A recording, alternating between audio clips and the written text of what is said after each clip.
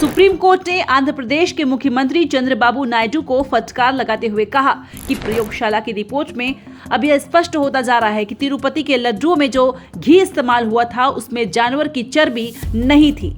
सबसे बड़ी बात, तिरुपति तिरुमला देवस्थानम के जो वकील हैं उन्होंने अदालत में कहा कि जांच के लिए उस घी को भेजा गया जिसका इस्तेमाल ही नहीं हुआ था और जिस घी का इस्तेमाल लड्डुओं में हुआ था उसे जांच के लिए भेजा ही नहीं गया।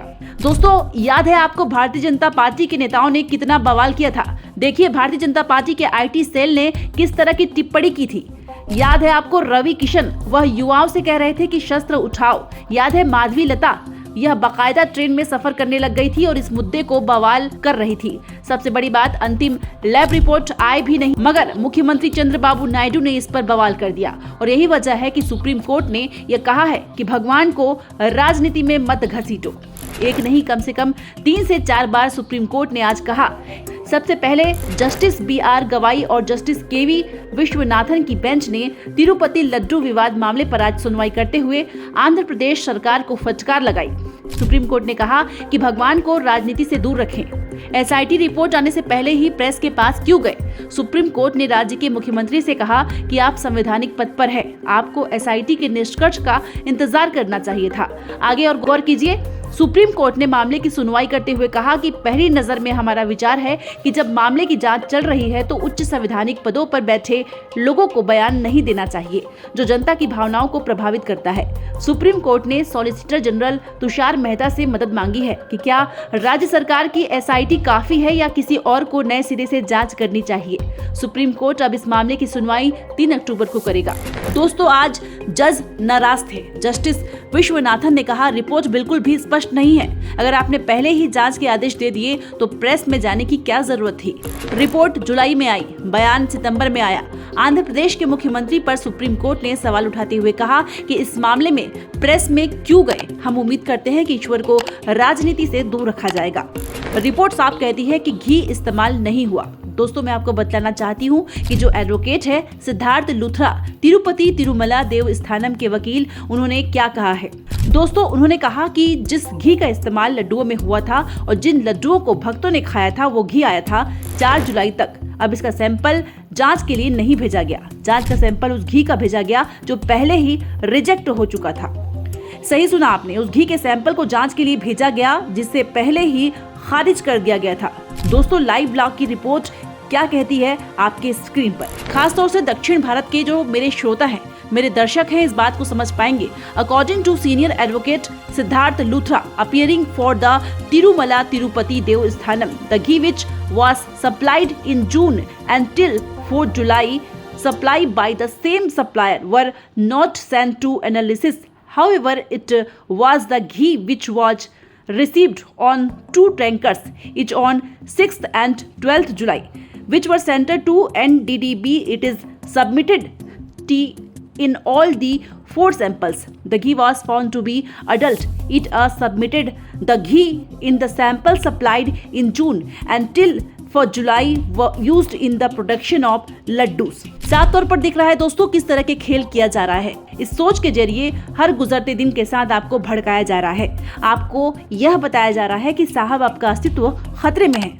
इंफॉर्मेशन एंड टेक्नोलॉजी को आगे बढ़ाने वाले मुख्यमंत्री आज की तारीख में अपना वजूद बचाने के लिए यह सब करना पड़ रहा है क्योंकि उनके दोस्त भारतीय जनता पार्टी के हैं। यह है डिप्टी चीफ मिनिस्टर पवन कल्याण। याद है आपको कितनी बड़ी बड़ी बातें कर रहे थे। यह सनातन धर्म पर हमला है।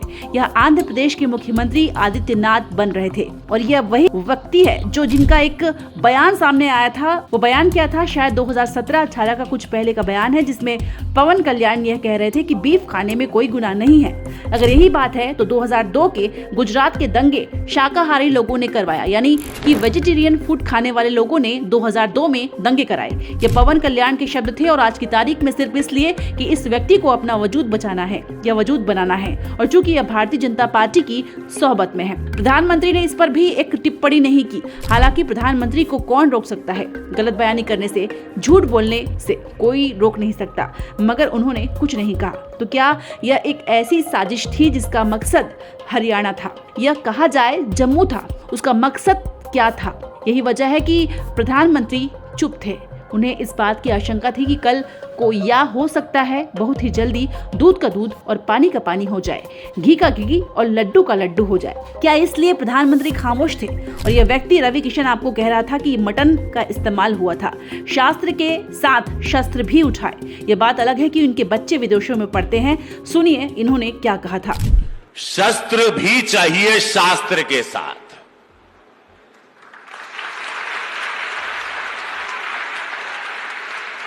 आप देख ही रहे हो बालाजी मंदिर में मटन मीट द्वारा बीफ के मीट के लड्डू बना के बेचे हिंदुओं को दिए जा रहे थे।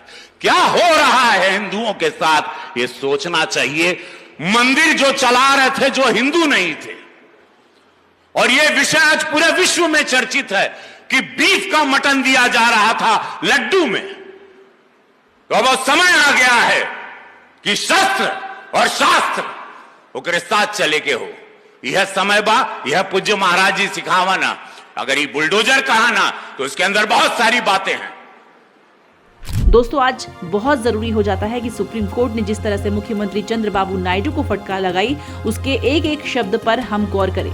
मुख्यमंत्री चंद्रबाबू नायडू को रिपोर्ट जुलाई में मिलती है। जांच के आदेश दे दिए गए थे। आखिर क्या वजह थी कि वह प्रेस के पास चले गए? मगर बगैर जांच का निष्कर्ष जाने अगर सरकार पूरी तरह से पुख्ता थी और पूरी तरह से श्योर थी तो इस तरह के बयान क्यों दिए गए मुख्यमंत्री ने सार्वजनिक तौर पर? और ऐसे में अगर इस तरह के बयान दे दिए गए तो फिर जांच का क्या मकसद है? जांच क्यों करवाई गई जब आपको इस तरह के भड़काऊ बयान देने ही थे?